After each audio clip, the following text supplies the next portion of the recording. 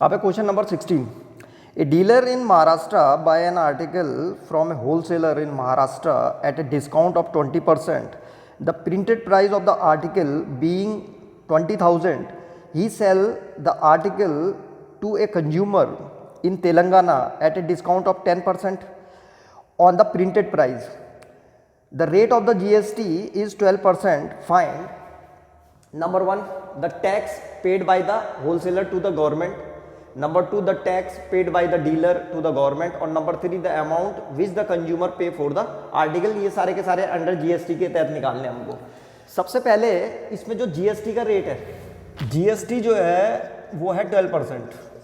अब हुआ क्या कि एक डीलर है जो कि महाराष्ट्र का है, इसने महाराष्ट्र के होलसेलर से कुछ खरीदा, तो यहाँ पे हम लिख रहे हैं फॉर डीलर. तो डीलर के लिए जो मार्क प्राइस थी वो 20,000 थी और डीलर ने जो है इसको डिस्काउंट में खरीदा था होलसेलर से. कितने का? 20% डिस्काउंट में.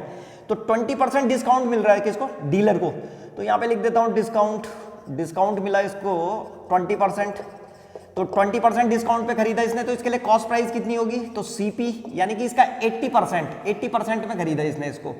ठीक है, 20% माइनस कर देंगे तो सीधे क्या करो, 80% ऑफ 20,000 इतने में खरीदा होगा इसने. तो ये हो जाएगा 80/100 मल्टीप्लाइड बाई 20,000. तो इसको सॉल्व करके 2 0 से 2 0 कैंसिल हो जाएगा और जब इसको सॉल्व करेंगे तो 8 2 16. इसका मतलब ये हुआ कि इसने 16,000 का खरीदा. किसने? डीलर ने. अब डीलर ने खरीदा इसको 16,000 का. अब इसने आगे भेज दिया इसको कंज्यूमर को. एक तेलंगाना का कंज्यूमर था, इसने क्या करा कि इसको जो है मार्क प्राइस पे 10% का डिस्काउंट दिया. तो जो सेलिंग प्राइस थी एसपी, उसने क्या करा, जो मार्क प्राइस थी 20,000 उस पर 10% का डिस्काउंट दे करके कंज्यूमर को भेज दिया. यानी कि इसने 90% पे बेचा, 20,000 के 90% पे. तो यहाँ पे सीधे लिखेंगे 90% ऑफ 20,000. तो 90% ऑफ 20,000 कितना हो जाएगा? 90/100 और मल्टीप्लाइड बाई 20,000. तो 2 0 से 2 0 कैंसिल हो गए. तो 9 2 18,000 में. इसका मतलब इसने 18,000 रुपीज में बेच दिया. 16,000 में खरीदा, 18,000 में बेच दिया. अब इसके लिए इनपुट जीएसटी और आउटपुट जीएसटी निकाल रहा हूं मैं. किसके लिए? डीलर के लिए निकल रहा है ये सब. तो डीलर के लिए जो इनपुट जीएसटी आएगा, इनपुट जीएसटी, तो यानी कि इसने जब खरीदा था तो कितना जीएसटी दिया? तो जीएसटी का रेट है 12%. तो 12% जीएसटी लगेगा इसकी सीपी पे. तो सीपी 16,000 का था, तो यहाँ पे लिख देंगे हम 12% ऑफ 16,000. तो इनपुट जीएसटी आ रहा है ये.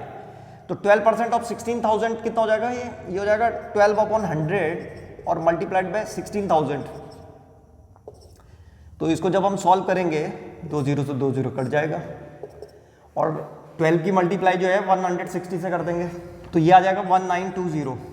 और ऐसी आउटपुट जीएसटी, तो आउटपुट जीएसटी जो है जब इसने बेचा होगा तो कितना जीएसटी कलेक्ट करा होगा? तो 18,000 में बेचा इसने. तो 18,000 का 12%, तो 12% ऑफ 18,000 निकाल दो इसको भी. तो ये आ जाएगा 12/100 और मल्टीप्लाइड बाई 18,000.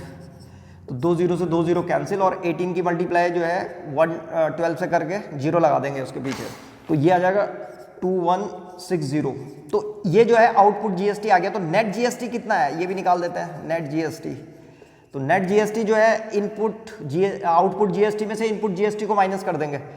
तो 2160 माइनस 1920, तो ये आ जाएगा इज इक्वल टू 240. अब आते हैं जरा यहाँ पे आंसर पे. सबसे पहला क्वेश्चन पूछ रखा था उसने कि the tax paid by the wholesaler to the government. अब इसमें यहाँ पे ये नहीं लिखा हुआ इसने कि स्टेट गवर्नमेंट को या सेंट्रल गवर्नमेंट को. तो दरअसल होलसेलर ने किसको बेचा था? डीलर को. और डीलर को कितने में बेचा उसने? जितने में डीलर ने खरीदा था, तो डीलर ने इतने में खरीदा था इसको 16,000 पे.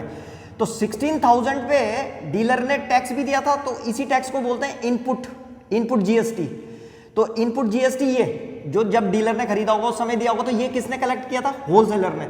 तो इसका मतलब ये हुआ कि होलसेलर ने जो है 1,920 रुपीज क्या करा? एज ए जीएसटी कलेक्ट करा होगा. तो इसमें से चूंकि ये महाराष्ट्र में बिका है, तो इसमें से आधा जो है सेंट्रल गवर्नमेंट को और आधा स्टेट गवर्नमेंट को गया होगा. तो हम यहाँ पे दोनों लिख देते हैं. एक जाएगा एसजीएसटी और एक जाएगा सीजीएसटी. सेंट्रल गवर्नमेंट को दोनों को जाएगा ये. तो सीजीएसटी और एसजीएसटी तो आधा आधा चला जाएगा 1920 का. तो 1920 का हाफ कितना होगा?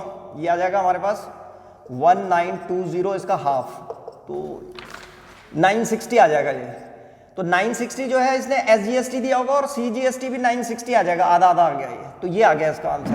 दूसरे में है the tax paid by the dealer to the government. अब डीलर ने कितना टैक्स दिया, तो डीलर केवल डीलर ही डीलर के लिए पूछ रहा है ये। तो डीलर का नेट जो GST था जो इसने दिया था वो था 240। तो 240 इसने क्या करा था, महाराष्ट्र से तेलंगाना में बेचा था इसने। तो इसने जो GST कलेक्ट किया होगा वो 240 का किया होगा, तो ये सारा का सारा कहाँ जाएगा, सेंट्रल गवर्नमेंट को जाएगा, क्योंकि IGST। तो IGST जो दिया होगा पूरा का पूरा कितना, नेट GST 240 है, इसके प्रॉफिट पे दिया होगा इसने, भाई डीलर ने अपने प्रॉफिट पे दिया होगा नेट GST, तो वो है 240 आ रखा है। आउटपुट GST में से हमने इनपुट GST माइनस कर दिया, तो 240 ये पूरा का पूरा सेंट्रल गवर्नमेंट को जाएगा, जिसको हम IGST बोलते हैं। तो ये आ जाएगा 240।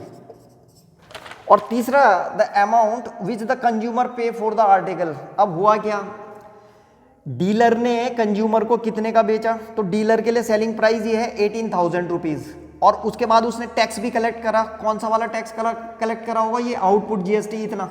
तो डीलर ने जो पैसा दे रखा है वो दे रखा है 18,000 और प्लस जो GST दिया। तो जो आउटपुट GST है डीलर के लिए वो कंज्यूमर के लिए GST है, तो 2160। तो यहाँ पे 2160, तो इसको ऐड कर देंगे तो ये आ जाएगा इक्वल करके 18,000 और 2,160, तो 20,160 ये जो है कंज्यूमर ने टोटल पैसा पेड किया है। तो ये था क्वेश्चन नंबर 60।